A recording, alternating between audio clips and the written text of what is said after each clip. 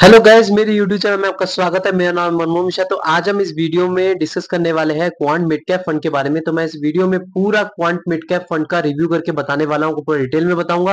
आपको live proof के साथ एक्सेल शीट में दिखाऊंगा कि इसमें कितना आपको रिटर्न मिल रखा है। और आपको मैं फंडामेंटल एनालिसिस पूरा डिटेल में दिखाऊंगा। और मैं आपको लास्ट में कंक्लूजन में ये भी बताऊंगा कि आपको इसमें इन्वेस्टमेंट करना चाहिए या नहीं करना चाहिए, और अगर आप इसमें इन्वेस्टमेंट करते हैं तो कितने साल तक आप कर सकते हैं। तो मेरे चैनल को सब्सक्राइब कर दीजिएगा, मैं ऐसी वीडियो लाता रहता हूं। चलिए शुरू करते हैं। तो जैसा कि आप मेरे यहाँ पे स्क्रीन पे देख पा रहे हैं, क्वांट मिड कैप फंड, इसका अगर लॉन्च ऑन डेट देखें तो 1 जनवरी 2013 है। मतलब आप देख सकते हैं कि मतलब करीब करीब इस फंड को 11.4 इयर्स हो चुका है, मतलब जब से ये लॉन्च हुआ है। तो अगर आप इसका कैटेगरी रिटर्न देखिए 11.4 इयर्स में, तो 19.41% तक का कैटेगरी रिटर्न है। लेकिन अगर इस फंड का रिटर्न देखिए 11.4 इयर्स में 20.62% तक का रिटर्न है। तो आप देख पा रहे हैं कि इसने कैटेगरी को इजीली बीट कर रखा है, और वो भी 1% तक के करीब करीब बीट कर रखा है, और रिटर्न भी बहुत ही अच्छा खासा है।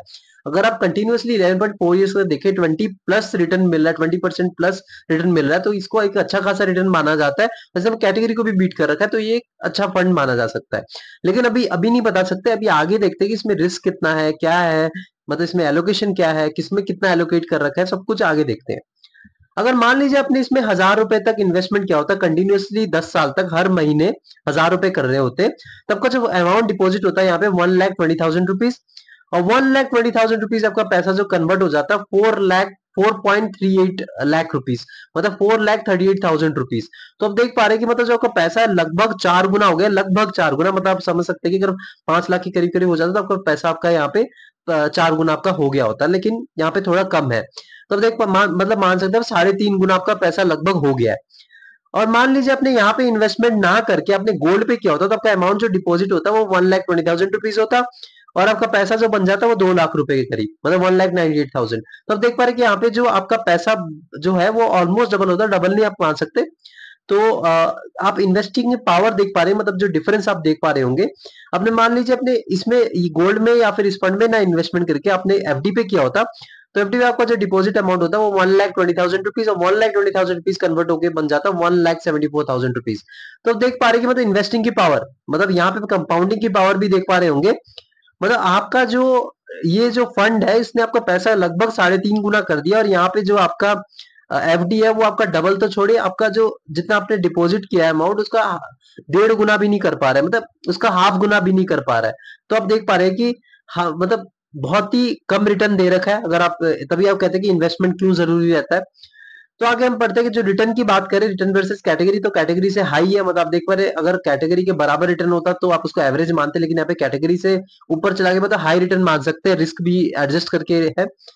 और रिस्क की बात करें, रिस्क वर्सेस कैटेगरी, तो इसने बिलो एवरेज है, मतलब इससे रिस्क भी अपना एवरेज ले रखा है, मतलब एवरेज से भी कम ले रखा है एज कम्पेयर टू इस कैटेगरी और as compared to any other mid cap fund. तो आप देख पा रहे हैं कि मतलब रिस्क भी कम लेके यहाँ पे रिटर्न भी हारे गए, तो ये एक अच्छा खासा फंड है अभी तक का। लेकिन आगे अब देखते हैं कि क्या है। मिनिमम एसआईपी की बात करें, मान लीजिए इसमें इन्वेस्टमेंट करना चाहते हैं तो आप इसमें 1000 रुपए से मिनिमम एसआईपी कर सकते हैं। और मान लीजिए आप इसमें वन टाइम इन्वेस्टमेंट करना चाहते हैं, मतलब एक बार अपने लमसम करना चाहते हैं, तो 5,000 रुपए से आप एक बार लमसम कर सकते हैं। और मान लीजिए इसका लॉक इन पीरियड की बात करें तो कोई लॉक इन पीरियड नहीं, आप यहाँ पे कभी भी इन्वेस्टमेंट कर सकते हैं, कभी भी इसमें एग्जिट मार सकते हैं। इसकी एयूएम की बात करें, मतलब एसेट अंडर मैनेजमेंट, तो इसमें 6,920 करोड़ रुपीस तक का इन्वेस्टमेंट हो रखा है। तो इसमें इतने लोग का मतलब इतने पैसा का इन्वेस्टेड हो रखा है। तो देख पा रहे मतलब 7,000 करोड़ आप मान सकते हैं रुपीस। और एयूएम के जो मैं आपको बताता हूँ कि मोस्ट ऑफ द वीडियो में मैंने बता रखा है कि जो एयूएम जो अगर कम होता है, इसका ज्यादा कोई मतलब मैटर नहीं करता, लेकिन अगर इसका साइज कम होता है तो प्रॉब्लम ये होती है कि ये ज्यादा वेल एस्टेब्लिश फंड नहीं होता, तो इसमें ज्यादा भरोसा नहीं आता कि यार ये वेल एस्टेब्लिश फंड नहीं है, इसमें बहुत ही कम लोग इन्वेस्टेड है, कम ही पैसा इन्वेस्टेड है, तो ये थोड़ा भरोसा कम आ जाता है। लेकिन अगर एम साइज ज्यादा होता है तो फंड मैनेजर को मैनेजमेंट करने की दिक्कत आ जाती है। अब जैसे सुना होगा Nippon India small cap fund है, इसमें बीच में क्या हो रहा है 47,000 करोड़ रुपीस हो चुका है इन्वेस्टमेंट। तो उसको फंड मैनेजर को दिक्कत होने लगी थी, बीच में उसने अपना क्या नाम है आपका जो लमसम है वो बंद कर दिया था, और बोला था यार एसआईपी कंटिन्यू रखिए। तो ये चीजें जो है थोड़ा बहुत फंड मैनेजर को दिक्कत आती है, लेकिन अगर वो ठीक ठाक मैनेजमेंट कर लेते तो कोई प्रॉब्लम नहीं आती है।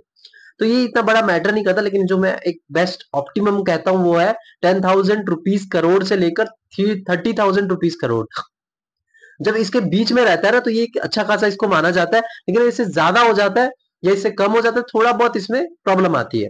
एक्सपेंस रेशियो की बात करें तो 0.62% तक है, जो कि बहुत ही अच्छा खासा एक्सपेंस रेशियो है। अगर ये 1% से नीचे है तो आपको एक अच्छा खासा इसको एक्सपेंस रेशियो मान सकते हैं। 1% से अगर ऊपर होता है तो मैं उस फंड को रिकमेंड नहीं करता हूँ। तो जैसे 1% से नीचे है 0.62% एक अच्छा खासा एक्सपेंस रेशियो है। टैक्स की बात करें, मान लीजिए आपने 1 साल से पहले ही आपने इसको सेल कर दिया, प्रॉफिट बुकिंग कर ली, तो आपको अपने प्रॉफिट पे वो 15% तक का टैक्स देना पड़ेगा अगर आप Indian tax income tax slab में आते हैं तो। अगर मान लीजिए आपने 1 साल के बाद सेल करा, आपको प्रॉफिट बुकिंग करी, तो आपको अपने प्रॉफिट पे 10% तक का टैक्स देना पड़ेगा अगर आप इंडियन टैक्स स्लैब में आते हैं तो। और मान लीजिए आपने 1 साल पहले ही सेल कर दिया, आपको 1% तक का एग्जिट लोड देना पड़ेगा। मान लीजिए आपने 1 साल के बाद सेल करा, तो कोई एग्जिट लोड देने की जरूरत ही नहीं है।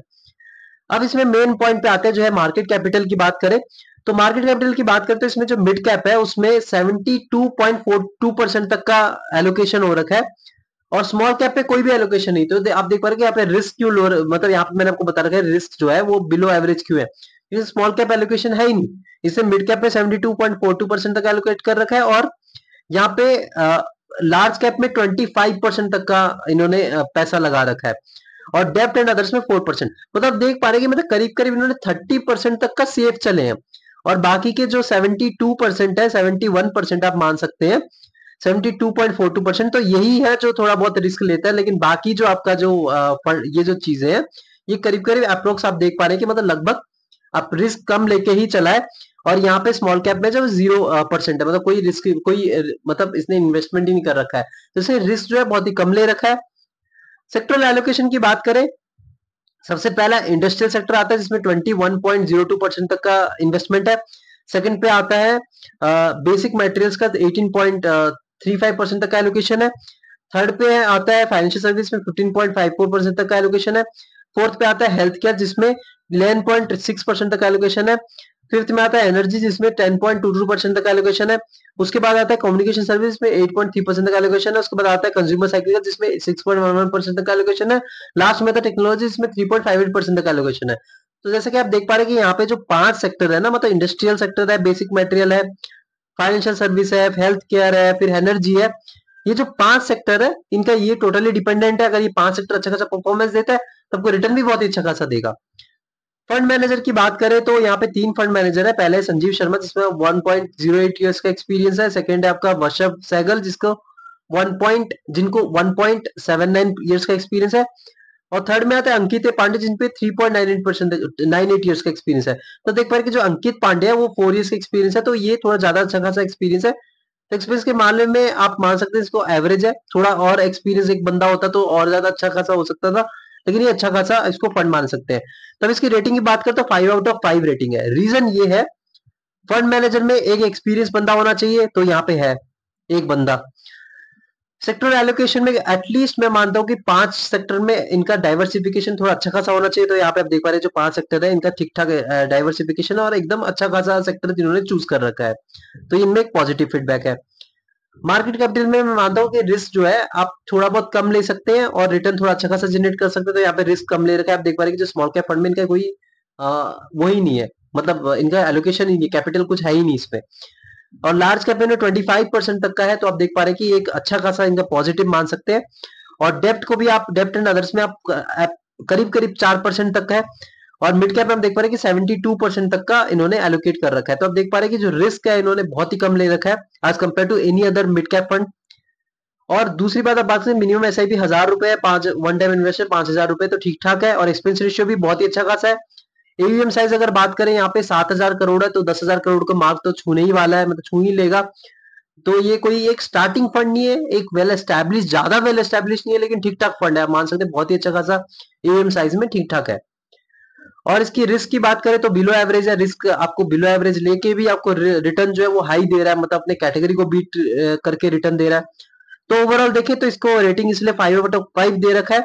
एक अच्छा खासा फंड है। आप इसको कई दूसरे फंड में भी कंपेयर कर सकते हैं। मिड कैप फंड जैसे इन्वेस्टको इंडिया मिड कैप फंड है, या फिर Motilal Oswal mid cap fund है, या कोटक इमर्जिंग इक्विटी फंड है। अगर आप वो तीनों फंड देखें तो वो भी तीनों फंड अच्छे खासे, आप उनमें भी थोड़ा रिसर्च करके इन्वेस्टमेंट कर सकते हैं। तो मेरा ओवरऑल कंक्लूजन रहेगा कि अगर आपके पास टाइम फ्रेम 7 साल से 10 साल का है, तब इस फंड में इन्वेस्टमेंट कर सकते हैं, लेकिन कंसिस्टेंटली एसआईपी करिएगा और सारा पैसा इसमें मत लगाइएगा। और आप दूसरे मिड कैप फंड भी थोड़ा एक्सप्लोर करिए, थोड़ा रिसर्च करिए, तो आप थोड़ा जानेंगे तो आप इन्वेस्टमेंट कर सकते हैं। लेकिन ये फंड एक अच्छा खासा फंड है, आप इसको कोई बुरा फंड नहीं मान सकते। जो सारा क्राइटेरिया जो हम जिस पॉइंट को फोकस करते हैं वो सारा ये मीट करता है, एक अच्छा खासा फंड है। तो मेरे चैनल को सब्सक्राइब कर दीजिएगा, मैं ऐसी वीडियो लाता रहता हूँ। Thank you.